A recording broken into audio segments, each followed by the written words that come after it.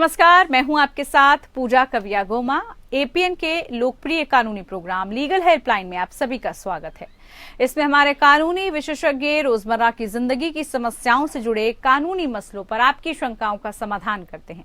आप भी इस प्रोग्राम से जुड़ सकते हैं, फोन करके कानूनी राय ले सकते हैं। आज हम एनजीओ से जुड़े मसलों पर कानूनी प्रावधान की जानकारी देंगे। एनजीओ एक गैर सरकारी संगठन के रूप में जाना जाता है।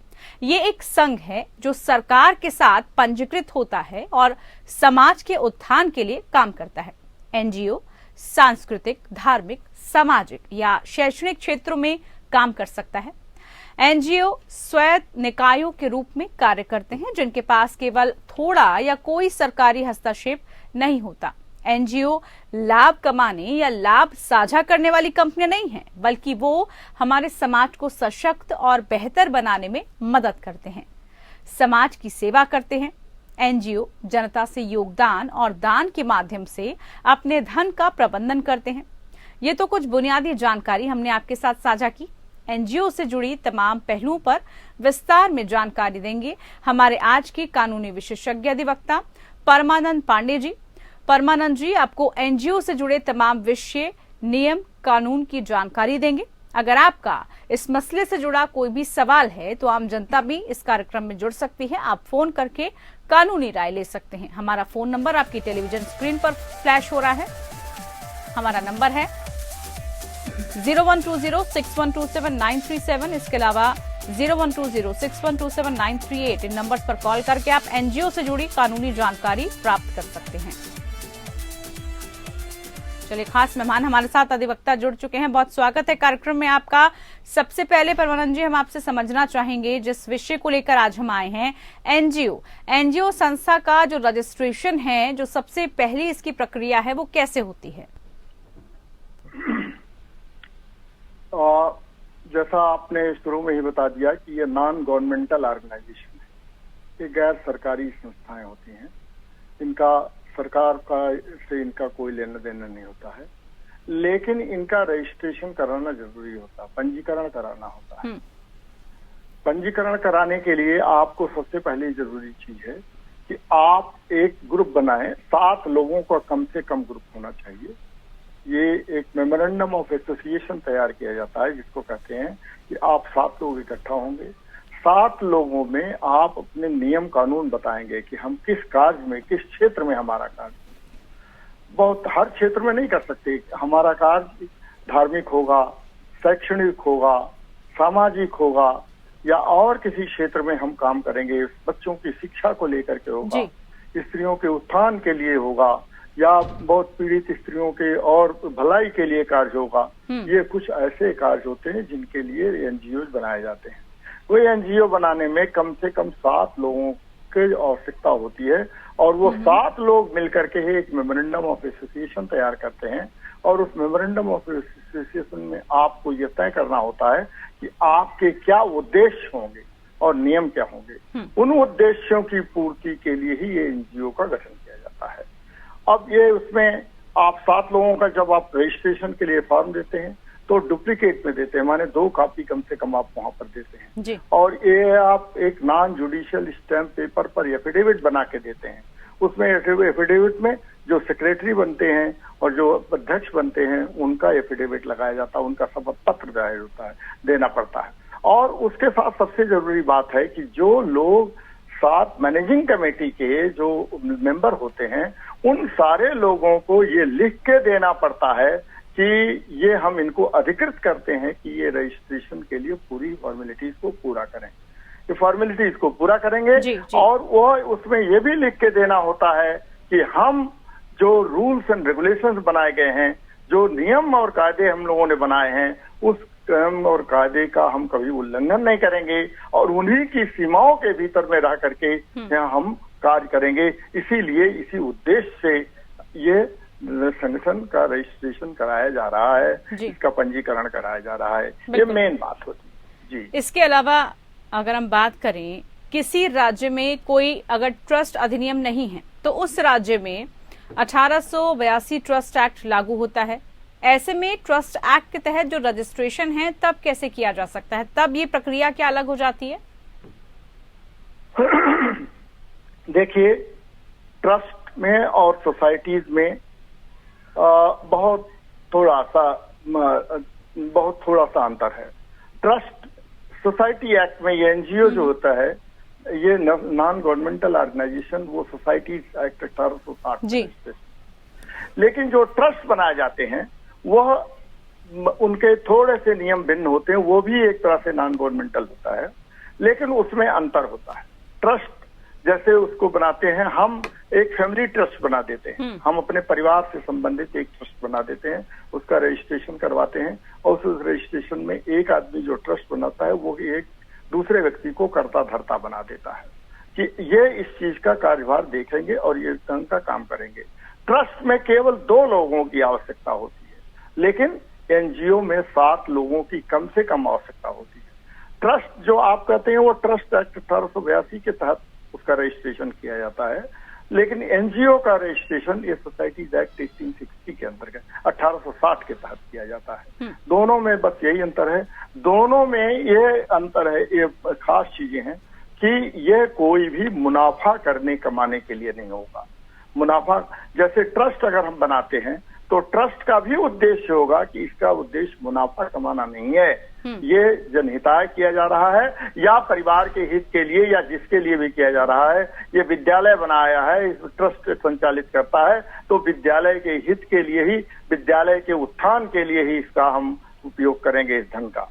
और अगर हम सोसाइटीज एक्ट में अगर हम एनजीओ बनाते हैं तो भी उसमें हमको ये लिख के देना पड़ता है कि हमारा उद्देश्य मुनाफा कमाना नहीं है, धनार्जन करना नहीं है, बल्कि समाज की सेवा करना है, और जो भी धन इकट्ठा होगा उस धन को हम उपयोग करेंगे समाज हित में या जिनके लिए ये बनाया गया है। प्रॉफिट के लिए ये नहीं होता है। इसी से जुड़ा ये सवाल भी मैं आपसे साथ में पूछना चाहूंगी कि जब हम सोसाइटी एक्ट की बात करें तो क्या उसका भी रजिस्ट्रेशन ऐसे ही होता है? उसका रजिस्ट्रेशन कैसे होता है? उसकी क्या प्रक्रिया रहती है? ठीक कह रहे हैं आप। सोसाइटीज एक्ट में तो 7 लोगों के कम से कम जरूरत होती है, लेकिन ट्रस्ट में अगर केवल 2 ही लोग होते हैं तो ट्रस्ट का रजिस्ट्रेशन हो जाता है। उसमें रजिस्ट्रेशन में कोई ज्यादा फॉर्मेलिटीज की नहीं, क्योंकि ये बहुत छोटे लोगों में ट्रस्ट एक फैमिली का बनाया जा सकता है। एक बड़ी भारी कंपनी है, वो कंपनी ट्रस्ट बना देती है कि ये ट्रस्ट में इतना मद होगा और इसका इस काम के लिए उपयोग किया जाएगा। ये तो एक ट्रस्ट हुआ। और सोसाइटीज एक्ट में जो एनजीओ का रजिस्ट्रेशन होता है उसमें कम से कम 7 लोगों की आवश्यकता होती है। आप कह सकती हैं कि सोसाइटीज एक्ट में एक तरह से ज्यादातर लोकतंत्रीकरण है, डेमोक्रेटाइजेशन का प्रोसेस वहां पर ज्यादा है। वहां पर जितने मेंबर होते हैं वो चुनाव करते हैं, लोगों को बनाते हैं। उसमें कम से कम 6 या 7 पद होते हैं, जैसे उसमें अध्यक्ष होता है, कोई महामंत्री होता है, उपाध्यक्ष होते हैं, कोषाध्यक्ष होते हैं, और कुछ वर्किंग कमेटी, मैनेजिंग कमेटी के मेंबर होते हैं, जिनका बाकायदा सदस्यों द्वारा चुनाव किया जाता है। और वो चुनाव करने के बाद हर साल वो उसका एक जो अकाउंट होता है, जो खर्च होता है, उसको वह आपके सामने पेश करते हैं और वो बताते हैं कि इतना खर्च हुआ है और हमारी इतनी आमदनी हुई है जिसका हम प्रयोग कर रहे हैं, और जो नहीं खर्च हो पाया है वो राशि अभी हमारे पास पड़ी हुई है और उसको हम वहां रखते रहे हैं, जो फिर बाद में खर्च की जाएगी आने वाले पदाधिकारियों से। यही बात सोसाइटी एक्ट और ट्रस्ट एक्ट की तो हमने बात कर ली। हम चाहेंगे कि बहुत सारे सवाल हैं, हम तमाम जो जानकारी है दर्शकों तक पहुंचा पाए। इन दोनों एक्ट की बात कर ली। अगर हम कंपनीज एक्ट की बात करें तो उसके अंतर्गत एनजीओ के रजिस्ट्रेशन के लिए क्या प्रावधान होता है? आप एनजीओ कंपनीज एक्ट में भी रजिस्ट्रेशन होता है, बस केवल मेन उद्देश्य होता है कि आपको नॉन प्रॉफिट का बनाना पड़ता है। ये कंपनी एक्ट में भी अगर आप किसी को कुछ चीजें बनाते हैं तो उसमें भी आपको नॉन प्रॉफिट का करना पड़ता है। लेकिन कंपनी एक्ट में अगर आप जाते हैं जहां पर मुनाफे की बात होती है, जिसका उद्देश्य करना होता है, तो वो कंपनी एक्ट की धारा 2 के अंतर्गत होती है, और इसमें धारा 2 लग जाती है, जिसके लिए आपको ये बनाना पड़ता है कि हम यहाँ पर उपयोग करेंगे, लेकिन ये कंपनी का पैसा होगा, कंपनी इस मद को पूरा करेगी, और कंपनी मद पूरा करने के बाद इस कार्य के लिए ही इसको लगाया जा सकता है। कोई भी कंपनी इस ढंग का बना सकती है कि हमको इस कार्य के लिए, विद्यालय चलाने के लिए, स्त्रियों की शिक्षा के लिए, विधवाओं के लाभ के लिए, बच्चियों की शादी के लिए, बच्चों की शिक्षा के लिए, इस उद्देश्य के लिए कोई भी कंपनी इस ढंग का बना सकती है, बनाने का अधिकार भी है और वो इस ढंग का काम कर सकते हैं। तीनों में सबसे महत्वपूर्ण कार्य ये होता है कि तीनों में भी मुनाफा की बात नहीं की जाती है। कंपनी में मेन अगर बिजनेस के पर्पज पे कंपनी बनी गई है, कंपनी एक्ट में उसका रजिस्ट्रेशन हुआ है तो वो मुनाफा कमा सकते हैं, लेकिन कंपनी अगर उस चीज को दूसरे ढंग से बनाती है तो उसमें वो मुनाफा पूरी नहीं कर सकते। ठीक, अगर हम FCRA रजिस्ट्रेशन की बात करें तो वो क्या होता है? FCRA रजिस्ट्रेशन की बात आपने ठीक कहा, दुनिया बहुत छोटी हो गई है। तो FCRA का मतलब होता है फॉरेन करेंसी रेगुलेशन एक्ट, माने आप विदेश से भी पैसा पा सकते हैं। अब जो भारत में चल रहे हैं, मान लीजिए कोई NGO चला रहा है, कोई अपना संस्था चला रहा है, तो उसके लिए फंड की जरूरत होती है। तो फंड जरूरत के लिए वो पूरा करता है किसी और देश से, मान लीजिए वहां के लोग देने के लिए तैयार होते हैं कि हम आपको इस कार्य के लिए इतना पैसा अपने पास से दे रहे हैं। तो होम मिनिस्ट्री में यह आपको रजिस्ट्रेशन कराना पड़ता है और होम मिनिस्ट्री को सूचित करना पड़ता है कि हम फॉरेन करेंसी मंगवा रहे हैं और फॉरेन करेंसी इन स्रोतों से आएगी जिसका उपयोग इस कार्य में किया जाएगा। तो सबसे बड़ी जरूरी चीज होती है कि आपका अपना रजिस्ट्रेशन तो होना ही चाहिए सोसाइटीज एक्ट में। इसके अलावा आपको होम मिनिस्ट्री से, देश के गृह मंत्रालय से भी आपको अनुमति लेनी पड़ती है और वही रजिस्ट्रेशन करते हैं फॉरेन करेंसी के बारे में। जब आपके पास फॉरेन करेंसी आती है तो फॉरेन करेंसी का किस ढंग से आप उपयोग करते हैं, इसका पाई का हिसाब आपको होम मिनिस्ट्री को देना पड़ता है। होम मिनिस्ट्री उसको संचालित करती है, बताती है कि आप देखिए इसका उपयोग इसी काम के लिए करेंगे, आप दूसरे काम के लिए नहीं करेंगे। आपने देखा होगा कि FCRA बहुत सारे NGOs ने यहाँ लिए, FCRA के माध्यम से पैसा लिया और उस पैसे का दुरुपयोग करना शुरू कर दिया। किसी काम के लिए उन्होंने लिया और किसी दूसरे काम में लगा दिया। यही कारण है कि होम मिनिस्ट्री ने उनकी जांच कराई और जांच कराने के बाद वो उनके बहुत सारे संस्थाओं के रजिस्ट्रेशन रद्द कर दिए गए और ये एक सतत प्रक्रिया है। इस साल भी कुछ के रद्द किए जाएंगे तो कुछ साल अगले साल भी किए जाएंगे, पहले भी किए गए हैं, बाद में भी किए जाएंगे। इस नाते सबको ये ध्यान में रखना होता है कि जिस कार्य के लिए आपने फॉरेन फंडिंग कराई है, फॉरेन फंडिंग आपकी हुई है, उसको आप देखिए और वो रेगुलेशन है, इसी नाते कहते हैं वो नियमितीकरण होता है, उसका नियामक होता है। फॉरेन करेंसी रेगुलेशन एक्ट उसका नाम है और इसके लिए आपको होम मिनिस्ट्री में रजिस्ट्रेशन कराना। हम आपसे समझना चाहेंगे, अभी तक हम NGO के रजिस्ट्रेशन की बात कर रहे थे, अब उस फंडिंग का जिक्र हम करना चाहेंगे। जो NGO की फंडिंग होती है उसके मुख्य जो सोर्सेज हैं, यानी कि जो स्रोत हैं, वो क्या रहते हैं? आपने बहुत अच्छा सवाल उठाया क्योंकि ये मुद्दा ऐसा है कि बार बार गरमाता रहता, लोग इसके बारे में पूछते रहते हैं। तो NGO की फंडिंग के मुख्य रूप से 3 स्रोत माने जाते हैं। एक तो ये कि आप जो मेंबरशिप देते हैं तो उसमें मेंबरशिप का हर साल कुछ न कुछ लेते हैं। लोग कहते हैं कि आपका इतना चंदा देना पड़ेगा, हर साल आपको रिन्यूअल कराना पड़ेगा। दूसरा उसके साथ ये है कि आपको एक डोनेशन के लिए आप उसमें क्लॉज दिया हुआ है कि आप कोई भी NGO चलाते हैं तो किसी से भी डोनेशन ले सकते हैं। डोनेशन लेने वाले को भी, डोनेशन लेने वाले को और देने वाले को भी कुछ सुविधाएं होती हैं। जैसे वो डोनेशन जो देता है उसको इनकम टैक्स में कुछ छूट मिल जाती है, तो वो डोनेशन दे सकता है। तो दूसरा स्रोत उसका है डोनेशन। पहला तो है मेंबरशिप, दूसरा है डोनेशन। तीसरा, आप किस संस्था, किस चीज के लिए अपना कार्ड बनाना चाहते हैं, तो तमाम ऐसी मिनिस्ट्रीज होती हैं, तमाम ऐसे संस्थान होते हैं, तमाम ऐसी कंपनियां होती हैं जो किसी न किसी कार्य के लिए वो कहते हैं कि आप अगर ये कार्य कर रहे हैं तो आपको हम इतना पैसा दे देंगे। तो आपको यहाँ से पैसा, कई बार सरकार जो है, आप अपनी प्रोजेक्ट पेश कीजिए कि हम पेश करते हैं प्रोजेक्ट, हम इस कार्य के लिए पैसा लेना चाहते हैं। तो कई बार सरकार का भी काम होता है कि सरकार अब प्रभावी नहीं हो पाती है, बहुत जगह पर वो नहीं समझ पाते हैं, तो वो कहते हैं कि देखिए आपको ही हम पैसा देते हैं, आपको ये बताना पड़ेगा कि आपने इस कार्य के लिए कितना पैसा खर्च किया है और कितना पैसे की आपको जरूरत है। तो सरकार भी प्रोजेक्ट को, परियोजनाओं को पास करने के लिए सरकार भी उनसे आमंत्रित करती है, सरकार के पास से भी उनके पास पैसा जाता है। ये काम राज्य सरकार भी करती हैं, ये सरकार और सरकारी संस्थान भी करते हैं, और ये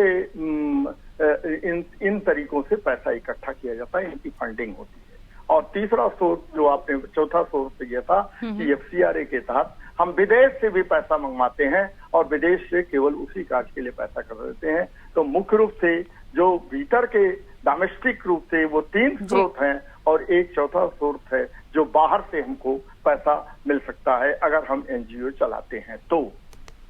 बिल्कुल। अब अगर हम किसी NGO के GST रजिस्ट्रेशन की बात करें तो उसकी क्या प्रक्रिया रहती है सर? देखिए, GST रजिस्ट्रेशन, एक चीज ये बता दें आपको कि NGO में सबसे महत्वपूर्ण चीज होती है कि आप वो टैक्स की आपको छूट मिलती है। GST होता है, GST में केवल अगर आप व्यापार करते हैं कुछ जन का तो आपको GST देना पड़ता है। यहाँ हमको व्यापार नहीं करना पड़ता है तो GST NGO के लिए नहीं देने पड़ती है। लेकिन अगर NGO किसी ऐसे काम में अपने को संलिप्त करता है जिसमें वो व्यापार करने लगता है तो NGO को वहाँ GST देनी पड़ती है। वो कुछ, लेकिन वो दूसरा आनुषंगिक सेकेंडरी है। जैसे आपने महिलाओं को आपने किसी कार्य में अचार बनाने के लिए और दूसरे काम के लिए उनमें लगा दिया है, तो उससे जो आमदनी होती है उसमें GST में छूट मिलती है आपको। NGO के नाते वो, क्योंकि एक अच्छा कार्य है, सत्कार्य हो रहा है, इस नाते इस सत्कार्य में सरकार GST में छूट देती है। वैसे तो दूसरे कार्यों में GST इस पर अप्लाई ही नहीं होती है, पर टैक्स एप्लीकेशन इस पर नहीं है यहाँ पर। लेकिन अगर आप वाणिज्यिक काम शुरू कर देते हैं NGO तो उसमें GST देनी पड़ती है, लेकिन उस GST में भी छूट होती है क्योंकि ये एक अच्छे कार्य के लिए, ये नेक कार्य के लिए इस NGO का गठन हुआ है। बिल्कुल। अब अगर हम बात करें एक NGO को किस दर पर जो प्रोफेशनल टैक्स है वो देना पड़ता है? NGO को प्रोफेशनल टैक्स, आप ये भी कह रहे हैं, यहाँ भी NGO को प्रोफेशनल टैक्स की छूट होती है। जैसे इनकम टैक्स में ATG के तहत तमाम NGOs को छूट मिलती है और उस NGO में न तो उनको टैक्स देना पड़ता है और जो NGO, जो लोग टैक्स देते हैं, डोनेट करते हैं पैसा, उनको भी उस लेवल तक छूट मिल जाती है। तो इसमें कम से कम, जैसे मान लीजिए बहुत राशि आ गई है और एक सर्टेन अमाउंट के बाद अगर आपको पैसा मिल रहा है तो उसमें कम से कम 10% की छूट और कई कई जगहों पर तो 50% की छूट जो NGO को मिलती है। NGO को 50% तक छूट और कई जगहों पर 10% की छूट मिलती है, और इसमें दान देने वाले को भी छूट मिलती है और NGO को तो खैर मिलती ही है, क्योंकि NGO का उद्देश्य दूसरा होता है। NGO का उद्देश्य, पहले मैंने शुरू में कह दिया था कि मुनाफा कमाना नहीं होता है। जब वो मुनाफा कमाने की स्थिति में आ जाएंगे तो वह NGO की दायरे से बाहर चले जाएंगे और वहां पर उनको टैक्स देना पड़ेगा। ये स्थिति है, कम से कम 10% की छूट और 50% तक ये छूट जाती है। परमानंद जी, NGO के अगर हम जो एम्प्लॉयज, उनके कर्मचारियों पर अगर हम फोकस करें, उनके बारे में अगर हम बात करें तो उनके जो रिटायरमेंट है या तमाम तरह के और कर्मचारियों को जो बेनिफिट्स मिलते हैं वो उनको किस तरह से मिल पाते हैं? उनके क्या क्या बेनिफिट्स हैं? ठीक कह रहे हैं। NGO एम्प्लॉय, जैसे आपने कहा, ये सुप्रीम कोर्ट का फैसला है कि अगर आप धार्मिक संस्थान चलाते हैं, जैसे मान लीजिए कोई मंदिर चलता है या कुछ भी चलता हो, या विद्यालय है या यूनिवर्सिटी है, तो यूनिवर्सिटी तो इंडस्ट्री में नहीं आती है, या मंदिर या कोई मस्जिद या कोई और चीज ये इंडस्ट्री में तो नहीं आते, लेकिन एम्प्लॉय काम करने वाला उसमें जो है वह तो एक एम्प्लॉय है ना। वो वहाँ जो NGO में एक ड्राइवर की नौकरी करने वाला व्यक्ति, वो ड्राइवर की नौकरी से वो दूसरे इंडस्ट्री में काम करने वाले ड्राइवर से उसको किसी तरह से भेजा नहीं। इस नाते NGO में भी आपको एक सीमा के बाहर अगर 20 एम्प्लॉय होते हैं तो वहां पर आपको EPF यानी एम्प्लॉयज प्रोविडेंट फंड काटना होगा, एम्प्लॉयज प्रोविडेंट फंड के तहत पेंशन देनी होगी, और ये 10 से ज्यादा है तो वहाँ ESI देना पड़ेगा, और ये ग्रेच्युटी की सीमा होती है, उसमें आपको वही सारी सुविधाएं देनी पड़ेगी जो दूसरे क्षेत्रों के एम्प्लॉयज को देनी पड़ती है। ये नियम है, ऐसा उन पर भी पूरी तरह से वो लेबर लॉज लागू होते हैं। लेकिन अगर मान लीजिए उसके भीतर हमें 20 से कम है या 10 से कम है तो वहां पर ESI नहीं कटेगी और वो उनको छूट होती है कि कितने पर वो काम कर सकते हैं कितने। लेकिन एम्प्लॉइज है तो एम्प्लॉइज जैसे हमारे यहाँ इंडस्ट्री में काम कर, अगर मैं ड्राइवर हूँ किसी कंपनी में तो मैं वही काम सेवाएं दे रहा हूँ जो एक NGO को दे रहा हूँ। जी तो बिल्कुल। NGO को परमानंद जी, इस बात को हम आगे जारी रखेंगे। एक दर्शक हमारे साथ जुड़े हुए हैं दिल्ली से, भोला, उनसे जरा समझ लेते हैं क्या सवाल है। भोला जी नमस्कार, पूछिए क्या सवाल है आपका, क्या जानकारी लेना चाहते हैं? नमस्ते मैम, मैं वकील साहब से जानना चाहता हूँ, मुझे NGO खोलना है, संक्षेप में पूरी जानकारी। इनको NGO खोलना चाहते हैं, इसके बारे में जानकारी लेना चाहते हैं। तो भोला जी, हमने तो अभी आपको ही बताया है कि NGO के लिए 7 लोगों को कम से कम आप इकट्ठा करिए और 7 लोगों के बाद आप उसका रजिस्ट्रेशन कराइए, उसमें सबको अपना पद दीजिए और आप अपने उसका उद्देश्य बताइए कि किस उद्देश्य से आप NGO खोलना चाहते हैं और आपका कार्य क्षेत्र कहाँ होगा। आप उस एरिया में ही आपका रजिस्ट्रेशन कराएंगे। अगर आप उसको एक क्षेत्र विशेष में करते हैं तो उसी क्षेत्र विशेष में कराना पड़ेगा। अगर आप पूरे ऑल इंडिया लेवल पर पूरे देश के स्तर पर उसको कराना चाहते हैं तो हर राज्य से, इन सारे राज्यों से आपको अपने मेंबर्स रखने पड़ेंगे। अगर आप सारे राज्यों में अगर आपके मेंबर नहीं होते हैं तो आपका ऑल इंडिया बेसिस पर उसका रजिस्ट्रेशन नहीं होगा। आपको केवल क्षेत्र विशेष में ही आप उसको काम कर सकते हैं और इसके बारे में ही तो हम लोग शुरू से बात कर रहे हैं कि कम से कम 7 लोगों की आवश्यकता होगी। रजिस्ट्रेशन कराने के लिए आपको अपना ऑब्जेक्ट तय करना होगा, आपको नियम बताने पड़ेंगे और फिर आप अपना चुनाव कराएंगे और फिर उसको देंगे, डुप्लीकेट में अपने कापी देंगे।